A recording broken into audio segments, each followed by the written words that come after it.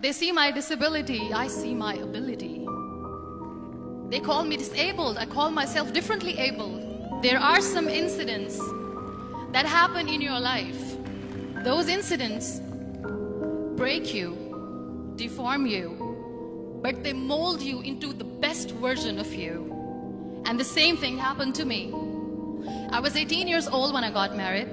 My father wanted me to get married. And all I said was, if that makes you happy, I'll say yes. And of course, it was never a happy marriage. Just about after 2 years of getting married, I met a car accident. Somehow my husband fell asleep and the car fell in the ditch. He managed to jump out, saved himself. I'm happy for him. But I stayed inside the car and I sustained a lot of injuries. The list is a bit long, don't get scared. The wrist was fractured. Shoulder bone and collarbone were fractured. My whole rib cage got fractured. And because of the rib cage injury, lungs and liver were badly injured.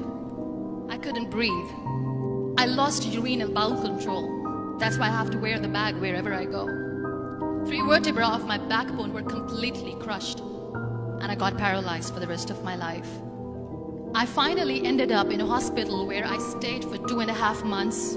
I underwent multiple surgeries. One day, doctor came to me and he said, well, I heard that you wanted to be an artist, but you ended up being a housewife. I have a bad news for you. You won't be able to paint again because your wrist and your arm are so deformed, you won't be able to hold a pen again. Next day, doctor came to me and said, your spine injury is so bad, you won't be able to walk again.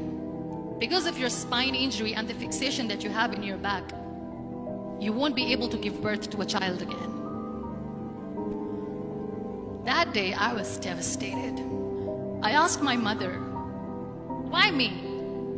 And that is where I started to question my existence. Why am I even alive? And that is where I realized that the words have the power to heal the soul. My mother said to me, this too shall pass. God has a greater plan for you. I don't know what it is, but He surely has. And in all that distress and grief, somehow or the other, those words were so magical that they kept me going. One day I asked my brothers, I know I have a deformed hand, but I'm tired of looking at these white walls in the hospital and wearing these white scrubs. I'm getting tired of this. I want to add more colors to my life. I want to do something. Bring me some colors, bring me some small canvas. I want to paint.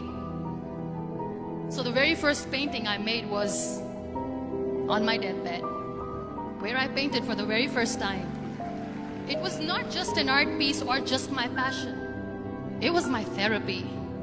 And then I was discharged and I went back home. And I went back home and I realized that I have developed a lot of pressure ulcers on my back and on my hip bone. I was unable to sit.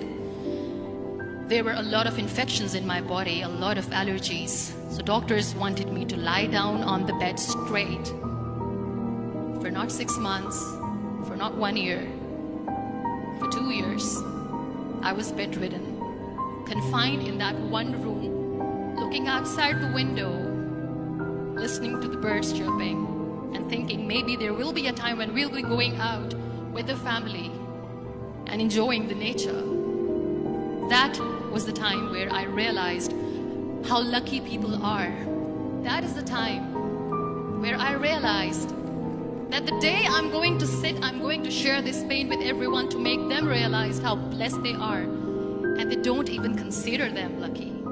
That day I decided that I'm going to fight my fears. We all have fears.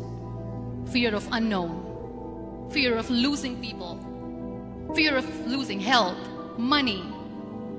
We want to excel in career, we want to become famous, we want to get money. We are scared all the time. So I wrote down one by one all those fears. And I decided that I'm going to overcome these fears one at a time. You know what was my biggest fear? Divorce.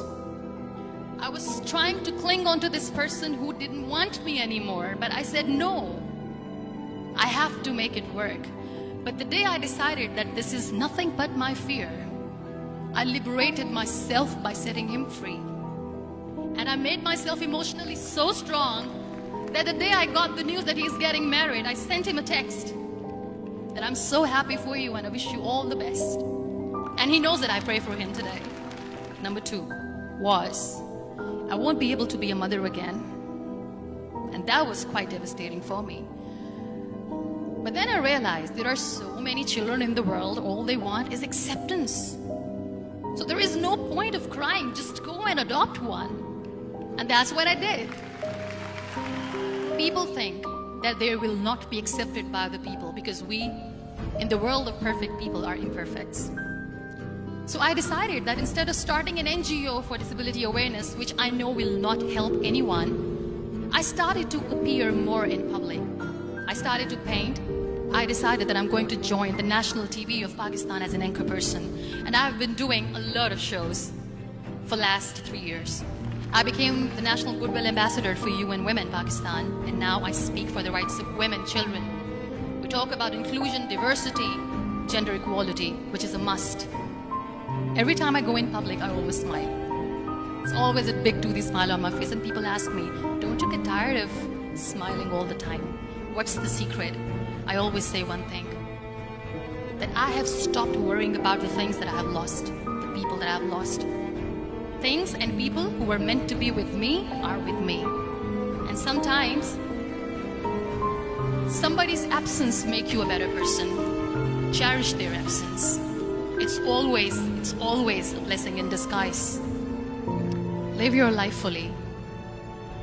Accept yourself the way you are. Be kind to yourself.